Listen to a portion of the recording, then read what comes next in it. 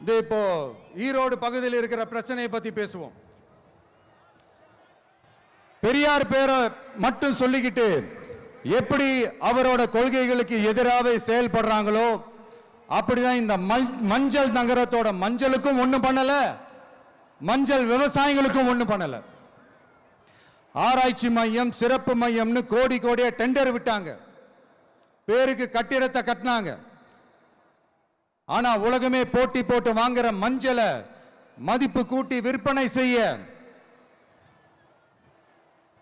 அதாவது அதோட value increase பண்ணி நம்ம விவசாயிகளுக்கும் இந்த மாவட்ட மக்களுக்கும் நன்மை செய்ய இதுவரைக்கும் என்ன செஞ்சிருக்காங்கன்னு யோசிச்சு பார்த்தா ஒரு பெரிய ஜீரோ தான்.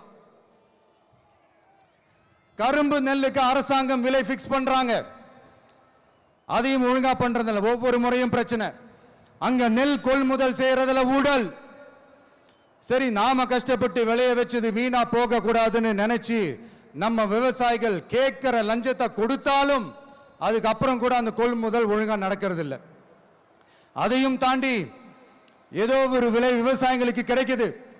அப்படிலாம் இல்லாம ஒழுங்கா நேர்மையா நம்ம மஞ்சளுக்கும் நியாயமான விலை பிக்ஸ் பண்ணி தரமான விதைகளை கொடுத்தா என்ன குறைஞ்சா போயிடுவாங்க? இதெல்லாம் யோசிக்கிறதுக்கு அவங்களுக்கு நேரமே இல்லை. 24x7 அவங்களோட யோசனை என்ன தெரியுமா? இந்த விஜயை எப்படி முடக்கலாம், தமிழக வெற்றி கழகத்தை எப்படியெல்லாம் முடக்கலாம், அப்படிதான் அவங்களுடைய சிந்தனையே 24x7. எத்தனையோ வருஷத்துக்கு முன்னாடி நம்ம காளிங்கராயர் நதிகளின் இணைப்புக்கு முன்னோடியா இருந்தார். பவானி ஆத்துல வர அதிகமான தண்ணீர் அணை கட்டி தேக்கி தண்ணீர் வறட்சியான பகுதிகளுக்கு அனுப்பினார்.